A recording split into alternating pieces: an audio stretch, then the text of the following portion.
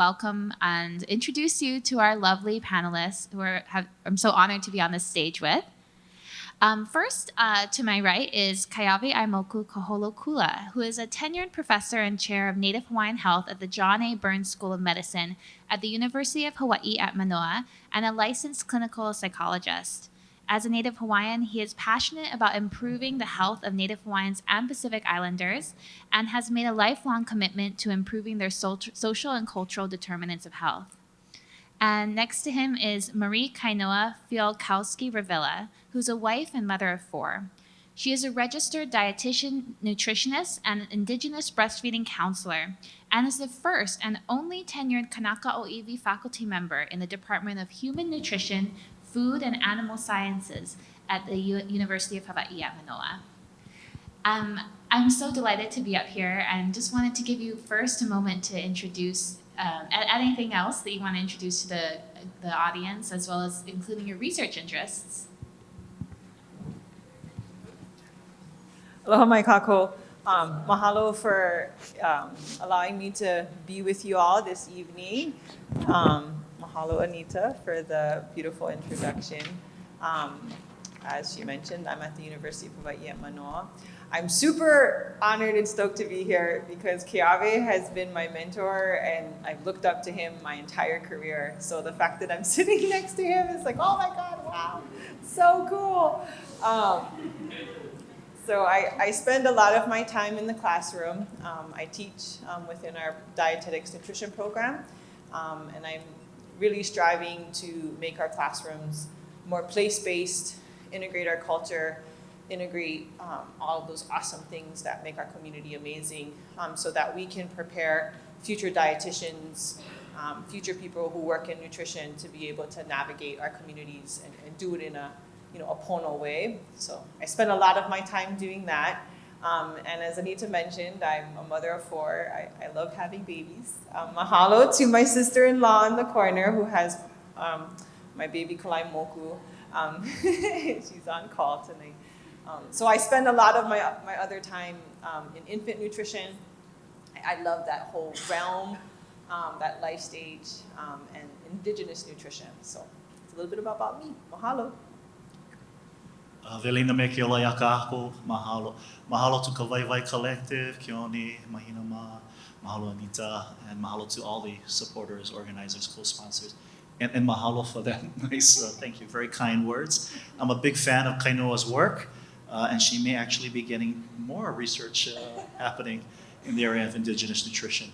A little bit about me. Well, for the last almost 20 years now, been an active researcher addressing the health inequities among Native Hawaiians, Pacific Islanders, mainly designing interventions, culturally based, community-based interventions that addresses issues around cardiometabolic health, so diabetes, cardiovascular disease, and the risk factors.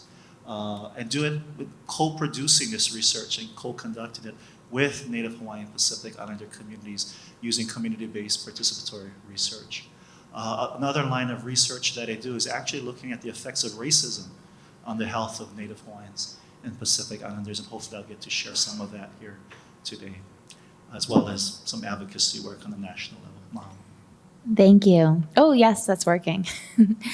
First, I wanted to, talk about right now. We're still in a pandemic, and during this pandemic, we have really seen the Hawaii's health disparities really thrown into sharp relief. And part of what drove the high COVID rates in our communities was the existence of many pre-existing health problems. I was wondering if you could please tell us more about the landscape for health disparities affecting Pacific communities, even prior for the pandemic. What sort of health challenges do our communities face, and how does that compare with the average Hawaii resident?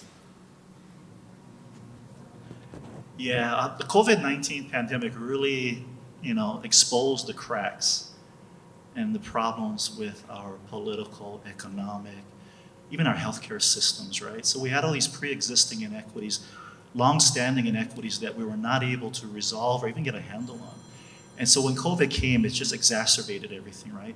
So those who already had all these inequities were more likely to have inequities related to COVID, right? But prior to the pandemic, so when you look at Native Hawaiian Pacific Islanders, you're talking about food insecurity.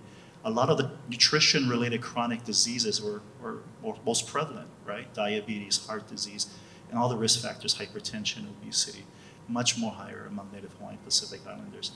You know, our life expectancy is an average of a whole decade shorter than other ethnic groups here. We also get disease, chronic disease, an average of 10 years younger as well. And these were all pre-existing. Unfortunately, during COVID, it just got worse.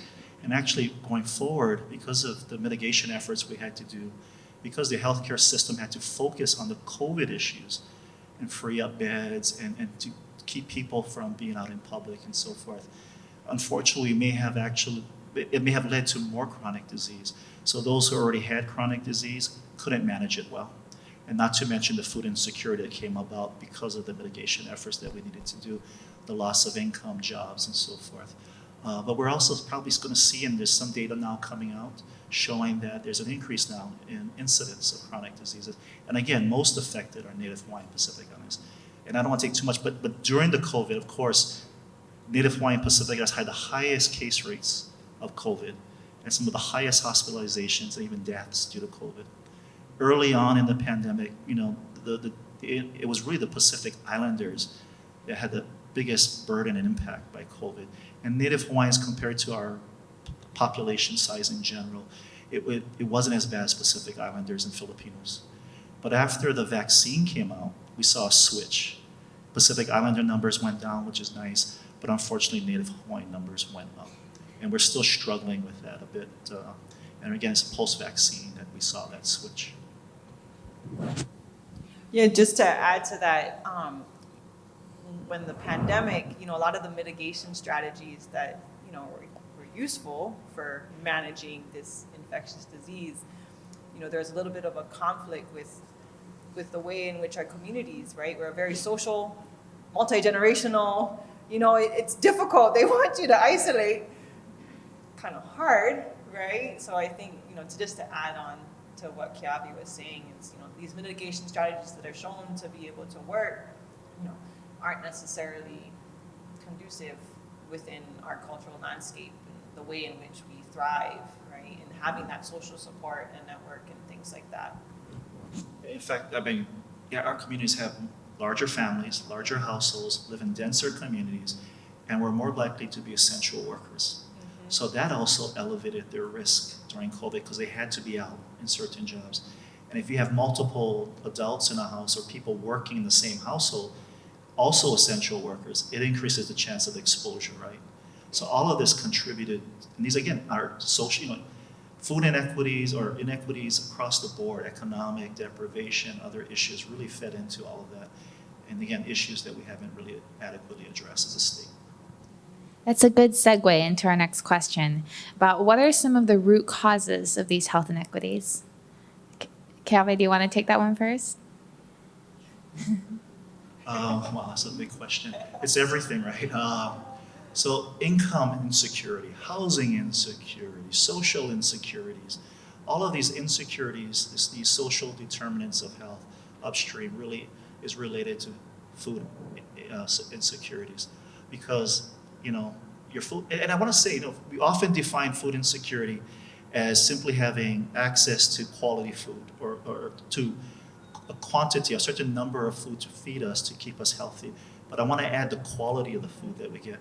Because the issue here is even though people are getting food to eat, the quality of the food really lends itself high sodium, high fat, high sugary foods and so forth that lends itself to obesity and other issues. Those are things we got to address. But it's all the larger issues that we've been challenged with. Issues around minimum wage, raising the minimum wage, livable wages for our people so they can actually get the food and the better, you know, food that they actually is healthy for them. Housing is still an issue. Now, during, you know, because of COVID, housing prices went up, rents went up, everything went up. Incomes haven't matched the inflation that we're seeing, right? So it's all of these larger social issues that really is affecting us. And even aside from that, it's just the stress that has been placed upon everyone. Because we know that physiologically, stress increases cortisol, right? And because to prepare the body for the difficult situation, right? But because of that, you naturally crave high-fat, sugary, salty foods. So it's a combination of things that are kind of happening at a larger social and also at a physiological level. And just to add to that, I guess I'll use one example. I said I work a lot in infant nutrition. So if we think about breastfeeding, breastfeeding is promoted as that's, the best way to feed our keiki, when they start off life. And, unfortunately within our community, our breastfeeding initiation rates, duration, they're lower than other communities, other groups. And I mean, when you look at, Keawe is talking about systemic things. I mean, systemically, we don't support families to breastfeed, right? And if many of our families are essential workers that gotta go to work, if you don't have paid maternity leave, if you have to go back by week 10, you haven't even really settled into breastfeeding. So just from that one little example, it just shows that our system isn't set up to support families to be engaging in the healthiest things that we can within our families. So just with that one example. Can I add to that example? Because you really touched on something. It's a big issue for me because a lot of the health promotion programs we develop and do, we're working with people, their families, helping them to make healthier choices. And I always say people want to do the right thing. They want to live healthy, but life pushes them in a particular direction. And what you highlighted was the fact that, most of our families are working more than one job, right, to make ends meet. And they have to go from job A to job B in the same day. It's hard to ask them to eat healthier because if you're going to get more fresh fruits and vegetables, you have to shop more often. You go to a supermarket around 5 o'clock. You're going to take an hour just to find parking sometimes, right? But these people are trying to feed their kids, feed themselves while they're going between jobs. And it's very difficult. So we ask people to do things for which the environment doesn't allow them to do it. And it's not a matter of priority for them often. It's just a matter of conditions. And when you have to pick between things, of course you're going to either I get diabetes 20 years from now or 10 years from now or feed my kids today. We're pushed in that direction. I think that's and the structural issues are related to that. And when we talk about these high rates of diabetes, a big question that we want to talk about today is what role does Hawaii's food system play in these high rates? And sort of where does food insecurity come in and sort of driving these high rates of disparities? Kainoa, I wanted to throw that one to you first. Yeah, so I mean, unfortunately, and the COVID pandemic just highlighted, our food system is majority imported, right? So we are highly reliant on what comes into the state, not necessarily what we're growing here within our state. And so, that puts us in a very precarious position when we run into issues like what happened with COVID, where, we were under strain. And so with it being very import driven, that has, it places us at risk. The one thing that I did want to, mention that with our food systems, we're in an evolution, right? I guess, we have to take advantage of that we are in a state where we have to figure out, okay, how are we going to have a solution where we're not so much import based? And, obviously I'm not a tropical ag or food systems, that's not necessarily my area of expertise, but I have the honor of working with people within the College of Tropical Agriculture. So, I'll listen and try to absorb as much as I can from my colleagues. But, I did learn that our food systems has constantly been in evolution. When we think back to when the first Kanakas came to our island. And so if we just remember that we were constantly in evolution, and so we have to look at this as an evolution, and we have to figure out what's the steps. How do we kind of change that pendulum so that we're not so import-based, but yet try to switch it the other way. And so, we're evolving, I guess, is what I want to make a point. Yeah, we're definitely evolving in the food ecosystem is, so different now, right? We gave way to processed foods and so forth, much out of necessity in the earlier part of the last century and so forth. So it's totally changed. But when you think about it, the Homestead Act, actually, the Hawaiian Homes Commission Act that led to the Hawaiian homesteads, right, was a food security issue. It was a food sovereignty issue. It was to get Hawaiians back on their land for subsistence living, to grow kalo, to grow other things of importance to them, to our people, yeah. And that were healthy also for us. So when you think about that and talk about the change, the food ecosystem, we had a great food ecosystem. It changed and altered because of Western disruption. And then, we try to now through Western laws get back to something.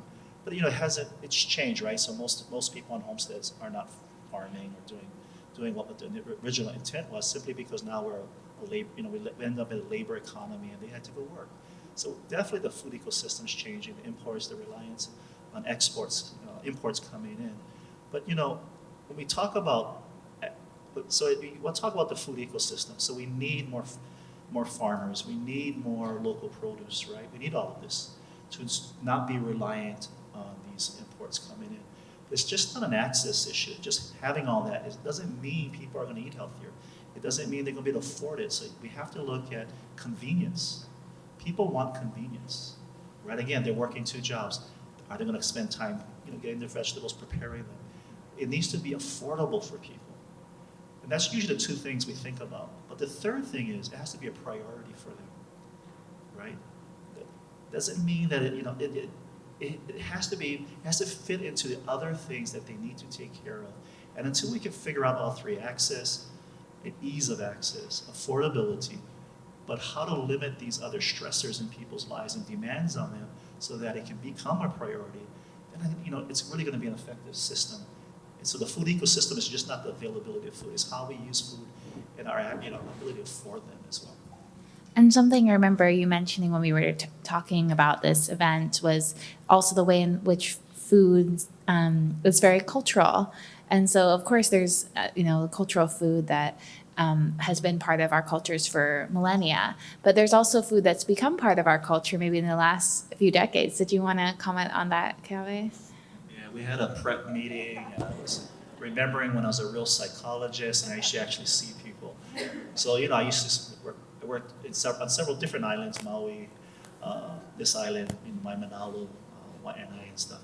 So I saw a lot of our Native Hawaiian Pacific Islander patients. And I'm a health psychologist, so I help people quit smoking, manage their hypertension to prevent, other diseases and so forth.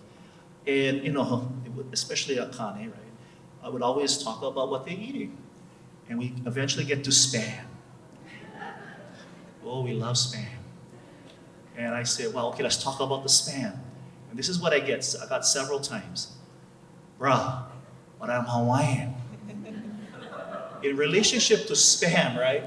So, a good opportunity to process that. So how is Spam Hawaiian? Because as far as I know, I think it's made in the Midwest. It came out during World War II to feed the soldiers.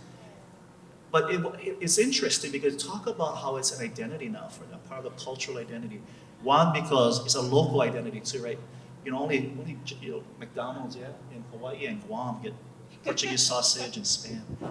So the food has become that, and it really got me thinking about how, at one time food was tied to kinolau, to our ancestors, right? It was part of our spirituality, it was a way to commune with our ancestors.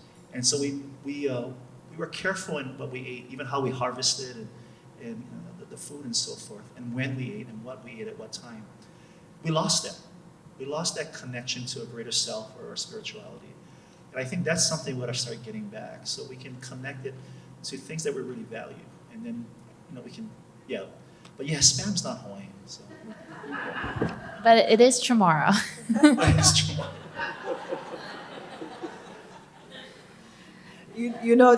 To add to that, when Keawe mentions about how we have an identity, or we attribute identity to specific foods, I have some colleagues at the University of Guam, and they totally kind of shifted another perspective with Spam. They were telling me that, their love for Spam was that, well, if the soldiers who came and liberated them and they were fed Spam and it worked for them, then it's got to be good for us, And so, but it's, they attributed it, there was such meaning attributed to that because that was a very significant time within their history. And so, how do you change that, right? It's just, but these are very different, they're different communities, but we still have this same identity attributed to this one food item, I mean, one thing that we Pacific Islanders all have in common, besides our experiences with Western influence is also the war, and every community had different experiences during the war. Obviously, in Hawaii, it was Pearl Harbor and internment camps, but in Guam, for those who aren't familiar, they spent almost 3 years under a really brutal Japanese occupation, with forced labor. Comfort women, the kinds of things you might be familiar about if you've studied, what Japanese invasions were like in China. It was very similar in Guam. And there were about 20,000 Chamorros. There are many, infants passed from malnutrition. I mean, it was a very horrific time. And so when the Americans finally came, because that's the word my grandpa always used when he was describing what it was like, it was, that they really see that as Liberation Day. But it's interesting because I'm from Saipan. We were on the other side of the war. So there's, so many different experiences, but a lot of people ended up in some ways in some sort of camps after the battles and ended up eating Spam and corned beef for the first time. And those became part of all of our Pacific cultures. That's sort of the history behind that. Mm-hmm. And then I just wanted to add one more thing. Keawe was mentioning about access and all of those factors about specific foods. If we want to encourage foods for people to eat. One of the things that within the infant space, we always, for a first complementary food, the first thing you want to give babies, if they're breastfeeding or if they're giving formula, is, traditionally we've said poi, right? And it was pretty amazing to see in some of the work that we've done that practice, parents want to do that, and we're still seeing that that's a commonly given food. But when we talk to the parents, they're like, that one little thing of poi, nobody touches that poi. That's for the baby, because that one little thing of poi costs $16 depending on where you're at. And so, just that one example speaks that people, communities, they want to be able to provide these healthy, nutritious foods, but, the problem is the access, the affordability, and things like that. I mean, if you're, $10 for an 8-ounce thing of poi, you're going to choose something else. Yeah. I'll give the baby Spam. Or possibly. About systemic problems that our communities face, but we should also talk about systemic solutions. What are some big changes that can be made to improve the situation that we're in, and what are some efforts that are currently ongoing? Well, I think, I'm an educator. I work at the university. And as I mentioned in my introduction, we need to train practitioners, right, that are able to deliver care in a way, and change the system, change our educational system, change the way in which we train students. That's just one component. I mean, it's a very complex situation that we're in that's going to require a lot of solutions, and then you're going to have that synergy. But just, speaking as an academic, that's one place, the way in which we educate, how we prepare those practitioners, those providers, so that they can work to change the system, work the way in which we deliver care, how we educate, so that's just one component. I'll stop so I don't just keep going. I'll jump on that. Yeah. So a workforce that reflects our communities across the board is needed.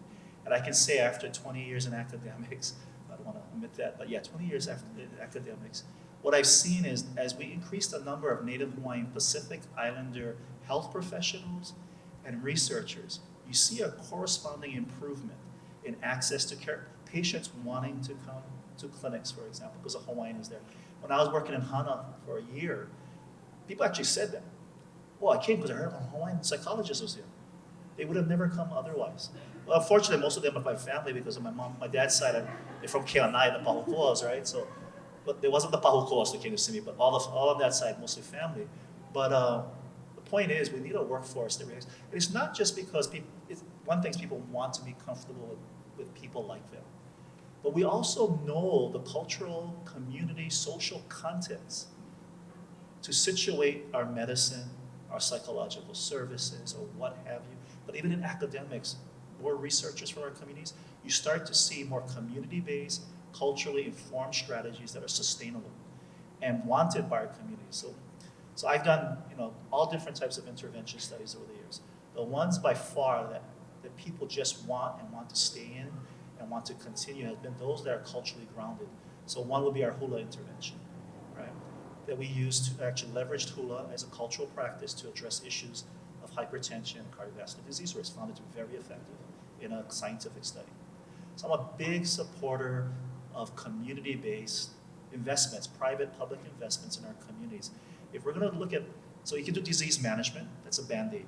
They already got the disease. We can help them better manage it. We can prevent it getting worse and leading to other problems. Or we can start focusing too on prevention. And prevention's best done in the community, by community folks. And I think we need more investments in that area as part of the solution. And I'll stop there. Yeah, no, and I think, unfortunately, sometimes we tend to be too deficit-driven versus asset-driven.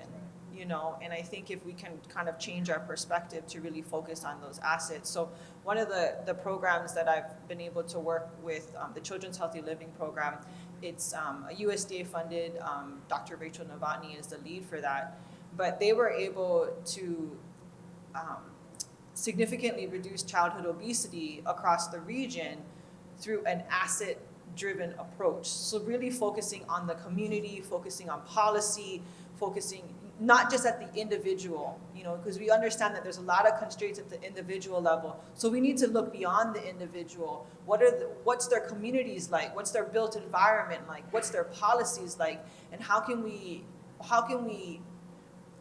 take advantage of those things that are health promoting, right? And promote that and not necessarily focus on just what the deficit is. And so I think that can be another way in which to address the situation that we're in right now. And that requires a shift in our paradigms.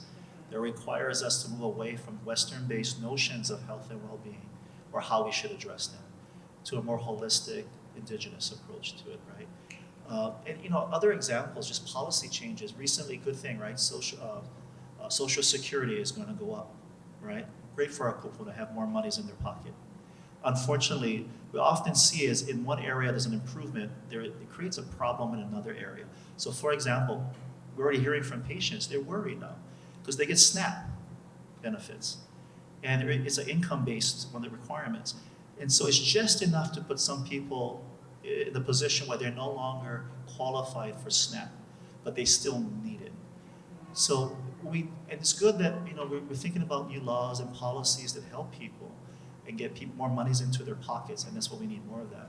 But we also have to make sure that we think about the effects it's going to have in other areas, such as eligibility for medical care, for nutrition-related programs.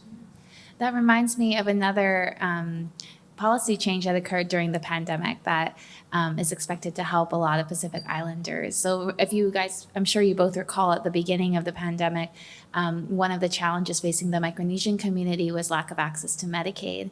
And that was, something that had been a challenge, across the country since 1996 when they lost access to federal Medicaid. But in Hawaii, only since 2015, actually, because the state had extended access to MedQuest using state funds. But in 2015, the Ige administration ended that. And there was actually a UH study that came out that found that there was an increase in mortality in the Micronesian community between 2015 and 2018 after they lost access to Medicaid. Because for those who aren't familiar, Medicaid is a public health insurance program that's intended for people with very low incomes. So if you are like a caregiver or disabled or somebody who's not able to get insurance through work, that's what it's intended for. And so the community was trying to get insurance through Obamacare, but Obamacare wasn't really intended for people from those low incomes. And so it was a huge challenge. Anyways, during the pandemic, there was such an attention on the high death rates in the community that actually Medicaid access was restored. And so that's something that, is I think been well received in the community. They've been pushing for that for a long time, but then comes with its own challenges of how do you make sure that people are aware of that they're able to implement it. And then even, Native Hawaiians have been on Medicaid, but they don't necessarily they aren't necessarily able to find doctors when they need them. So there's a whole set of continuing challenges even as we make some progress. Sorry, did you want to jump in, Calvi, or I can keep asking and there are questions? Keep going. One thing we can start doing too, and it's something we can quickly do, right? It doesn't require us to submit a bill and go through the legislation and wait 5 years before they agree to approve it. Well, I do think we got to support increasing minimum wage, livable wages. Our new governor coming in, is a big supporter of it. We got to keep him to that, push it, because the reason why in states that did that, increase minimum wage. So the issue is, we can't afford it. We can't afford not to do it. In states that increase minimum wage, they saw an increase in spending. So the more you make, the more you spend. So that means the state made more money. They got their money back, or at least the businesses may be paying it. But also studies show the more people make, the longer they live. And studies with low-income women show that just a dollar increase in an hour increase in their wage substantially reduced their risk for adverse health outcomes. So there's all these benefits to doing this. So that's something we can support. The thing I wanted to say is how can our healthcare systems, and a lot of our healthcare systems are doing this.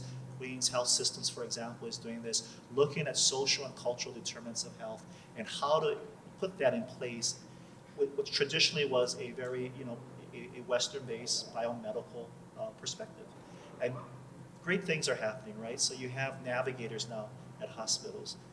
Why are navigators important, or community health workers? They link folks when they come out of the hospital to the services they need to stay out of the hospital. So Native Hawaiian Pacific Islanders have the highest rehospitalization rates, meaning that within 30 days after coming out of the hospital, after being hospitalized for something, usually a chronic disease issue, they're more likely than any other group to go back in. And most of it is because of housing issues, family issues. They get back, they just don't have the means to get back on their feet. So having the navigators, and actually some work from Queens actually shows that it works. We reduce the rehospitalization rates when you have navigators navigating to these social services that is required of them, for them. The other thing we should think about more is food prescription programs, or what they call food pharmacies. In which doctors can actually prescribe, and there's a public-private investment in funding these. You get $30 or $40 coupon, or you can use that towards a farmer's market, a local market that is supporting this, right? And places that have done this have shown that actually chronic disease management improves, even in ethnic minority groups that they looked at.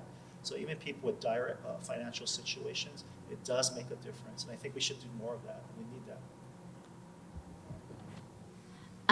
Kainoa is coming and bringing another panelist to join us. And actually, this is a great segue to the next question I was going to ask you. Just when we think about solutions in your work with infants, when you get situated, I'd be curious if you have any potential solutions that you see on sort of a systemic level. But just to give you a few minutes so you don't feel rushed, I'll ask Keawe another question. The solutions that you're talking about are big and hard. I mean, I've covered the legislature and sat through the hearings about minimum wage and a whole session of lots of conversations, and then nothing happens, or sometimes it does, but it's not what people were pushing for. And so I think one thing that would be helpful is for people who are actually here in this room listening to this conversation, who really care about this issue, what is something that they can do right away to try to help make changes on these health disparities and make a difference on things that might feel, just very, very difficult to change.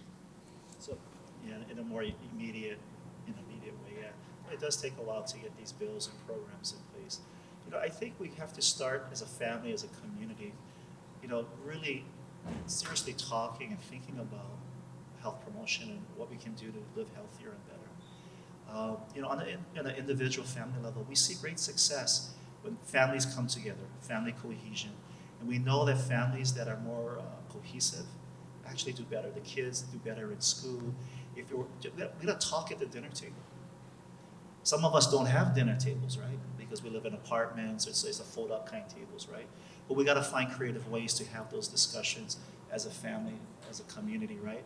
Because the more we talk to each other, the more we start to share and realize that we have to make these changes to help each other. We have to come back to traditional values of kupuna and caring for our elders. And caring for them means caring for ourselves. If we're not healthy, I see this too often where caregivers become ill before their time because they're so stressed, they're neglecting their health and well-being. So I think for all of us in the audience who are caregivers of others, you need to care for yourself too. You need to take time out, respite. You need to talk to your family members. And we know, usually you're the only person in your family doing them, right? You have a sibling, you get 5 other siblings, right? There's only gonna be one of you, yeah, we know. But you gotta talk to your families about this because so these are things we can do. We can start sitting down, having conversations. We can start thinking about how the spirituality of food and the connection we should have towards food. We have to seriously think about our identity. If we think eating Spam, and trust me, I was raised on Spam, canned salmon, corned beef, Vienna sausage, and occasionally I'm ono for that, and I'll get that. I try to reduce that because I start to think about the consequences. I also start to reconnect it to Hawaiian values. I think we gotta get to the core values. What do we value? We gotta start figuring out a way to help people manage the stressors. I know it's gonna take forever to get the minimum wage. It's gonna take forever to get to a better place in housing and so forth. But we gotta find ways to help people manage the stress. I mentioned earlier, stress increases cortisol. Cortisol makes you crave certain types of foods that are not good for you. So we gotta find better ways. Behavioral health, COVID-19, behavioral health concerns prior to COVID was a big deal. Now it's even more of a big deal. We're seeing an increase in depression, mental health issues, suicide, violence. These are mental health, behavioral health issues. It's not gonna stop. We have to address, but where do we get cuts? Where do we have least investments in behavioral health? We also have a workforce issue in behavioral health. And we're seeing that now. I can't get a patient in to see a psychologist, psychiatrist in a reasonable time. So these are all things we can start doing, is thinking about these as careers for your children, workforce. I know there's so much things we could talk about. I'll turn it over. So this is Keaweʻaimoku. He's enjoying his early dinner or third dinner, maybe you want to call it. So I guess, along that, one of the things that I think about, I learned from one of my other mentors, Antika Iulani Odom over at KKV, the Hawaiʻi program. I know some of us in here have done the Hawaiʻi program. So one of the things that they emphasize is connections. It's palina, connections with yourself, with your past, your present, with your community, with your aina, and thinking about health from that perspective. And one of the things that I learned from them, I don't know, maybe it might explain why, I love babies so much, but, mana wahine, they shared with us that women, we carry the future within us. And so you want to eat well to support the next 7 generations because we carry that within us. And, too often, that's not the train of thought, right? We don't think about it in that way. But if we kind of changed our perspective, so we want to eat well for the next generation, so kind of just changing our paradigm, just following suit for what Keawe was saying, so we can attach those things to our food and how we view food, and we can still have that spirituality, still have that identity, but just kind of keep that within our context. I think is really powerful. That I wanted to add. I also wanted to go back to the other question we were discussing about systemic solutions. So on a bigger level, more idealistic level, especially when it comes to your work with children and infants, what do you wish would change in order to kind of improve the health disparities that we're seeing, especially for women and children? Paid maternity leave. We are the only developed country that does not have paid maternity leave.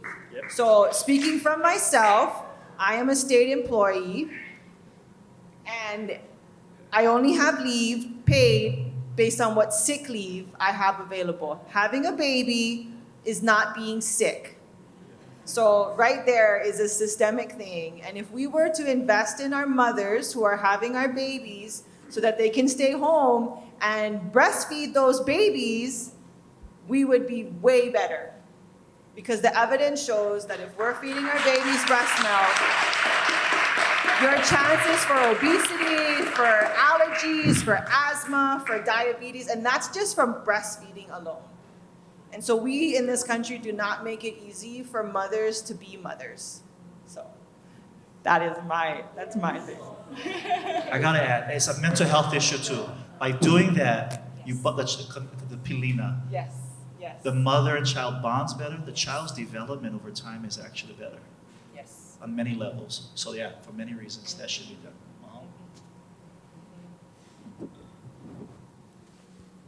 Well, thank you so much. You know, we're actually, I thought we would still be like chit-chatting way over time instead of coming in a little bit under time.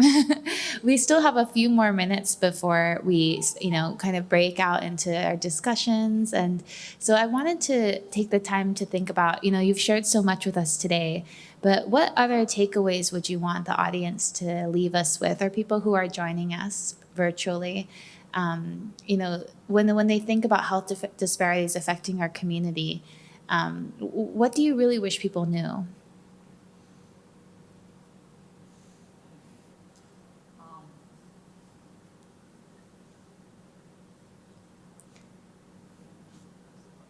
I guess just understanding that all these inequities is structural racism.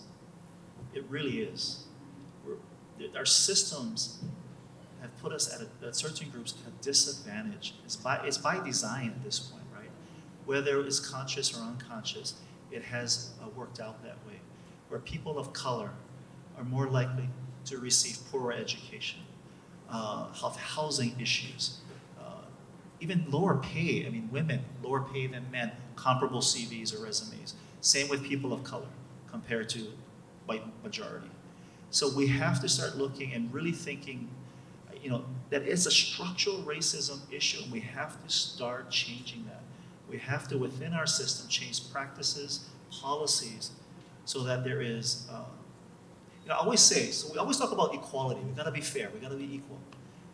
But it's not equal. We're not starting from the same starting point. In fact, some of us are pushed back. You know, you think of African Americans, they couldn't own property until recently. In some states, San Francisco area, there's still on the record some laws in which they are not prohibited in some communities, believe it or not, in this day and age. So they didn't acquire, you know, we get equity from the homes, we pass it on to our kids. There's generations of people that couldn't own homes and don't have wealth to transfer to the next generation. So for many of our people, they're starting from ground zero. They don't have mommy and daddy who have 2 homes and $1 million of equity. They got to raise that 20% themselves, down payment, and the security comes with that. We got to start changing that. We understand that, because I'm tired of hearing by, you know, my employers and others, but it's equal. They all have an equal chance. No, equity. We have to be inequitable to achieve equity, because we're inequitable. That led to the situation we're in. So we have to be inequitable, but swing it the other way. We have to fear. Now, affirmative action is being threatened by the Supreme Court, right? That's going to have a huge impact on many of our communities. We have to say we're going to get Native Hawaiians, Pacific Islanders into schools, into different professions at equal numbers as we represent in society. So if we're 25%, right? If we're 25% of the Hawaii population, we better well be 25% or more in every sector. So that's my comment. I don't know, how do I come after that? We I talked about it agree. earlier. I agree. Yes. Well, I just wanted to say, you know, that reminded me, I did actually have some statistics I was double checking before we met today. You know, it's interesting because in Hawaii, I always remember at the beginning of the pandemic when we were having this conversation about, you know, it was actually April 2020, and I was at a press conference with the Department of Health director at the time. And at the time, he said that he didn't expect to see racial disparities in Hawaii's pandemic. He said, except maybe Hawaii for Native Hawaiians and Pacific Islanders. And his reasoning was that because he thinks that we're socioeconomically, a lot of us are on the same page, which, it's interesting because even though we're such a diverse community, there are huge disparities between different communities. And so I was looking, I think that Keawe was talking about life expectancy earlier. And so for some communities in Hawaii, the average life expectancy is as high as 87 years old. And then for Native Hawaiians, it's 76 years old. And for Native Hawaiian men, it's even younger at 73 years old. We're talking about food insecurity today. And, there was a study I was reading that was actually data from just before the pandemic. And it said that based on the behavioral risk factor surveillance system in Hawaii, 22% of the community reported some degree of food insecurity. For some communities, this was as low as 10%. For Native Hawaiians, it was 27%. And for other Pacific Islanders, it was 44%. So you see that even though there's so much diversity, that doesn't necessarily mean that there is, everyone's kind of starting from the same point. But I did want to throw it over to Kainoa. Was there anything that you would want to leave our audience with? No, I think if we can just bring back our values and have that be a part of our everyday, aloha, right, malama, and those things, that goes a long way. There's a lot of systemic things, but just the way in which we carry ourselves and how we treat others, especially thinking about our practitioners and providers, sit down next to your patient, don't tower over your patient, things like that, just show aloha. I think those values will go a long way as well.